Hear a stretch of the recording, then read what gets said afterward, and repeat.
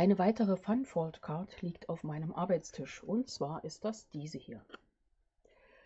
Wie du aus einem A4-Blatt und einem Designerpapier 3 solcher wunderschönen Karten basteln kannst, das zeige ich dir heute. Also bleib dran und sei gespannt.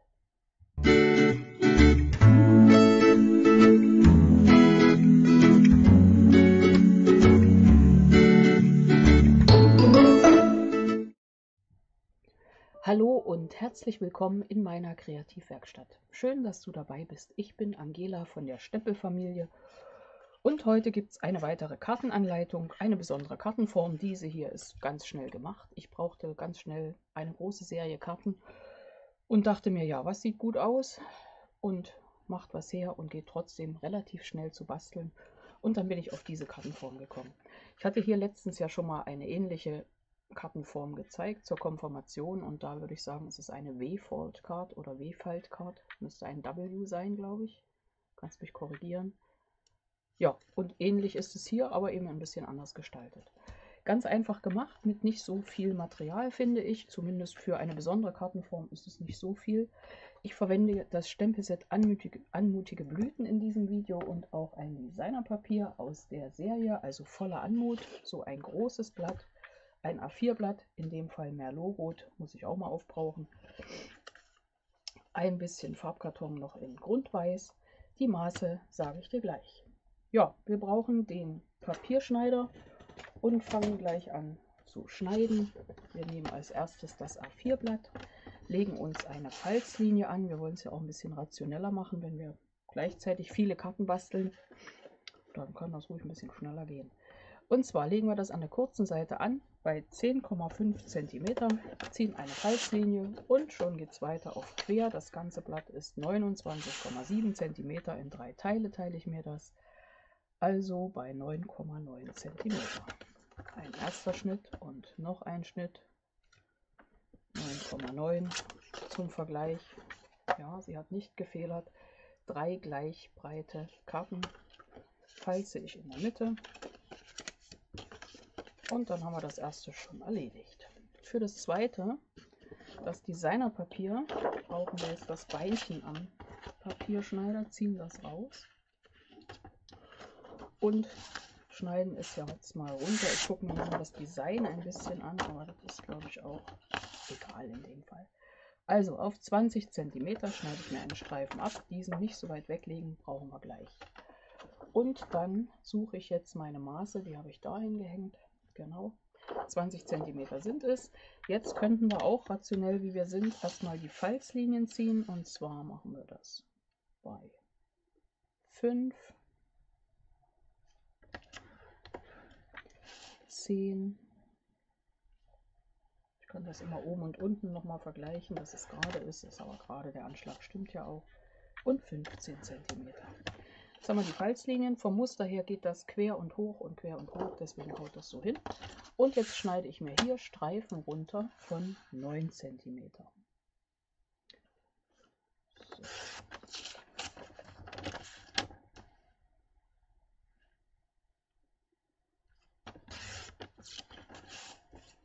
Bleibt unten ein Stück übrig. Mit dem kannst du irgendwas machen. Bei dieser Karte brauchen wir es nicht. Lege ich beiseite, das lege ich hier rüber. Und dieses Stück, was wir hier noch übrig haben, schneiden wir jetzt in Streifen von 3,5 cm. Es ist im Ganzen Tatsache 10,5, als hätten wir es ausgemessen. Und da schneiden wir uns jetzt 3,5, 3 Streifen, nicht so genau hinhauen. Genau. Jetzt ist der Moment, wo ich nicht ganz genau weiß, ob es am Ende reicht.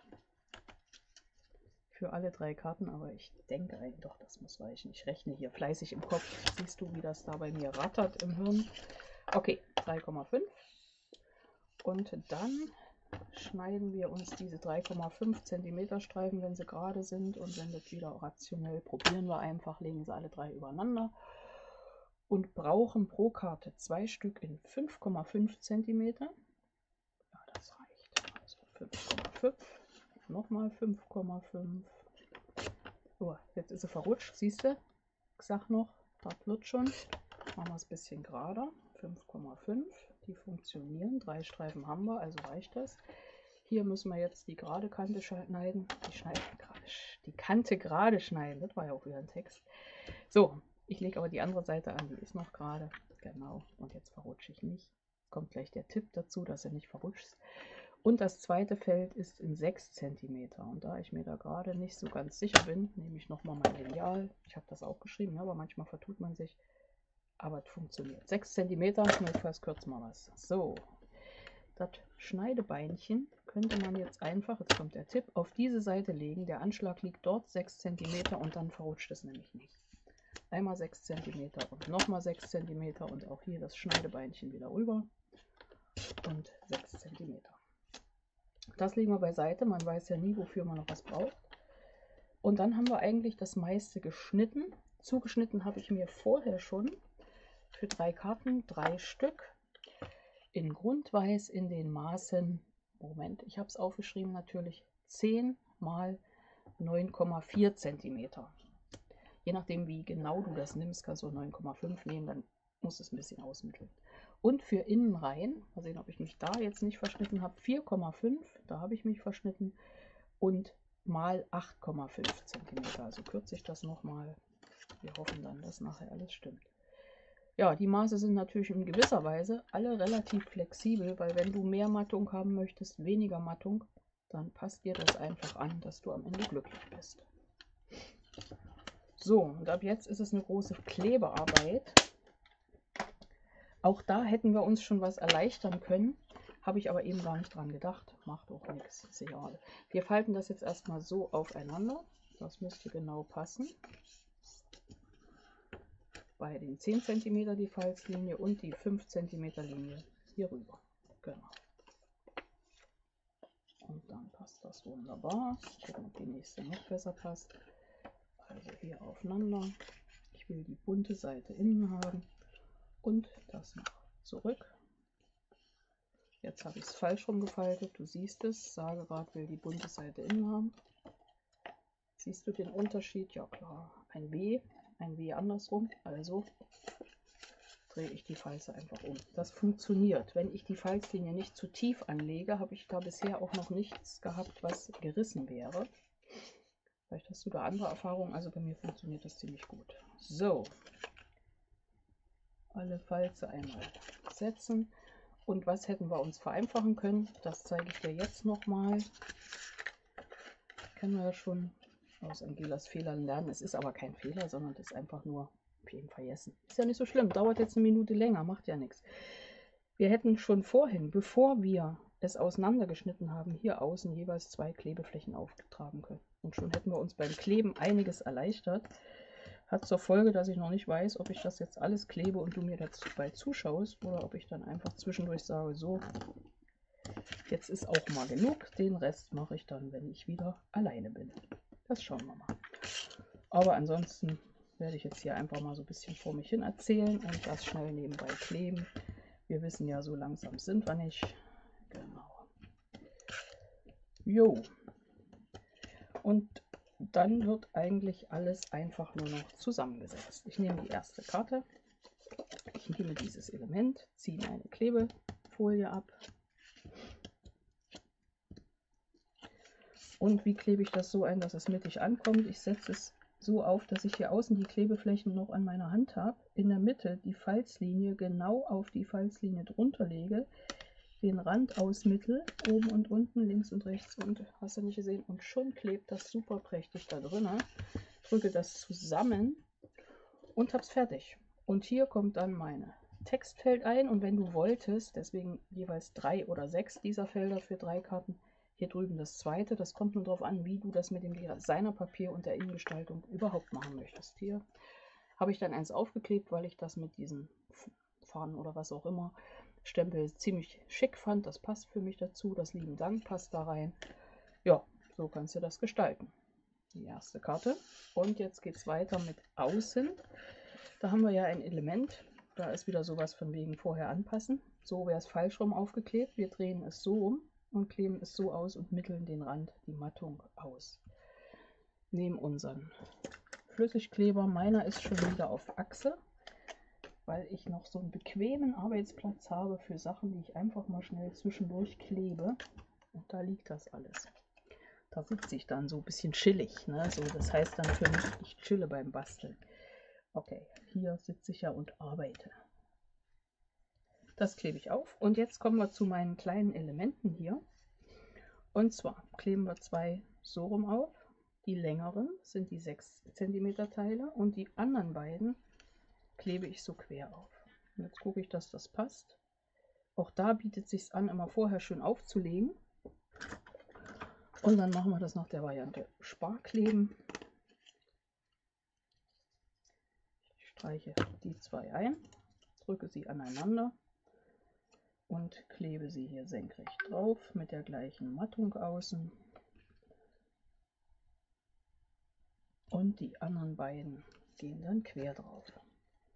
Und auch da trage ich hier auf. Du kannst das alles viel exakter machen, aber du weißt, wir wollen hier gerade in Serie viel schaffen. Deswegen, wie gesagt, meine Empfehlung, mach es so.